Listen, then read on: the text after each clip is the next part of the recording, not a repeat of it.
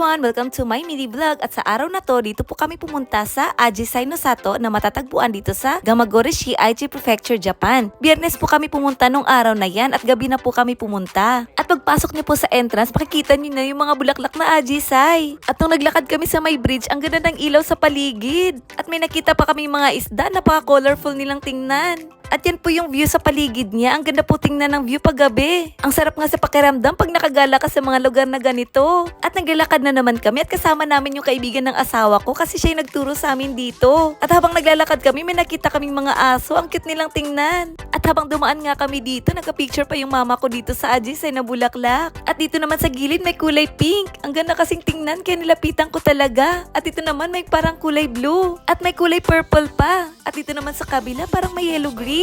Ang ganda ng kulay. Kaya habang naglalakad kami, mapapahinto ka talaga dito kasi ang gaganda ng mga kulay nila at ang sarap pa mag-picture-picture dito. At yung asawa ko naman, binalot na si Baby Aina para hindi siya makagat daw ng lamok. At lakad na naman po kami dito banda. Ito po yung una naming pinuntahan dito po sa kabila. Ang ganda pong tingnan ng mga Ajisai ng mga bulaklak dito. Sobrang dami po nila. Pag pumasok po kayo dito sa kabila, may makikita po kayong Ajisai no Sato na nakalagay. At ito po yung loob niya. At ang dami ko nga nakikita mga iba't ibang klaseng bulaklak na Ajisai at iba't ibang mga kulay nito. Yung Ajisai Matsuri pala dito ay start na ng June 1 hanggang June 30. Kaya yung mga taga Aichiken, pumunta na po kayo dito habang namumulaklak pa yung mga Ajisai. Super ganda po talaga dito. At dun pala sa taas, may bell po doon pero hindi na kami pumunta doon kasi medyo malayo na daw. At saka may kasama kaming baby. At dito pala banda, yung mga kulay ng mga Ajisai, kulay purple. Ang ganda nilang tingnan. At dito naman sa kabila, yung kulay nito parang wine red. At yung katabi naman nito ay may mga kulay purple po siya. Nagulat nga ako sa mga bulaklak na Ajisai kasi ang lalaki po nila. At ang ganda nilang tingnan pag nag-groupings yung mga kulay nila.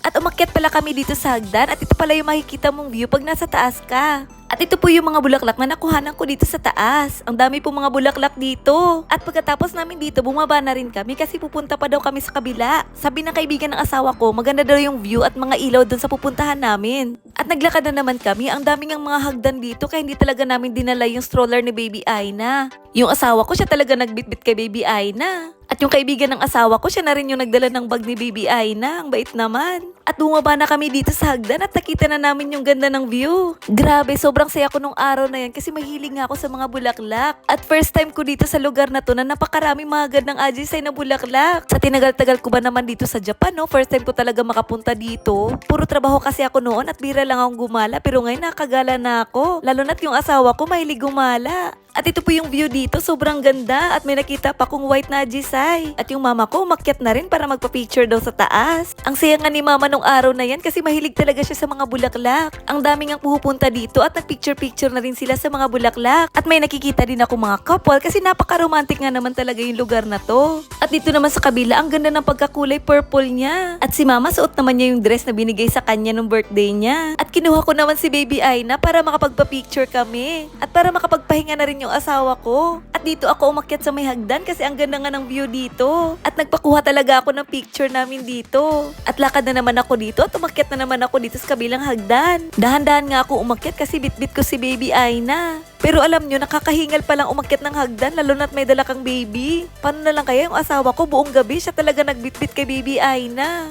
At ito pala yung view pag nasa taas ka. Kinuhanan ko na rin ng video bago kami umuwi. Ang ganda kasi talaga lalo na't naiilawan ng ilaw yung mga bulaklak. At ang sarap pang titigan ng mga kulay nila, parang ayoko pang umuwi. Diba sobrang ganda po nilang tingnan, hindi ko nga mapigilan mag-video talaga ng mag-video dito. Kasi hindi nakakasawa yung ganda ng mga bulaklak dito. Ito nga yung kuha ng asawa ko, ang ganda kasi ng kuha niya kaya pinost ko na rin. Pero mas maganda palang kumuha ng video yung asawa ko. At bago kami umuwi, bumaba muna ako dito at nag-video dito sa mga bulaklak. Ang ganda kasi kaya nagka-picture muna ako saglit. At yung mama ko naman, ang siya-saya nung araw na yan. Kausap niya sa phone yung mga kapatid niya sa Pinas at pinakita niya yung mga bulaklak dito. At nagpa-picture naman ako dito kasi nagustuhan ko yung pagkakulay purple niya. At after ko mag-picture-picture, naabutan ko yung asawa ko, nakaupo na sa upuan at nilalaro na niya si Baby Aina.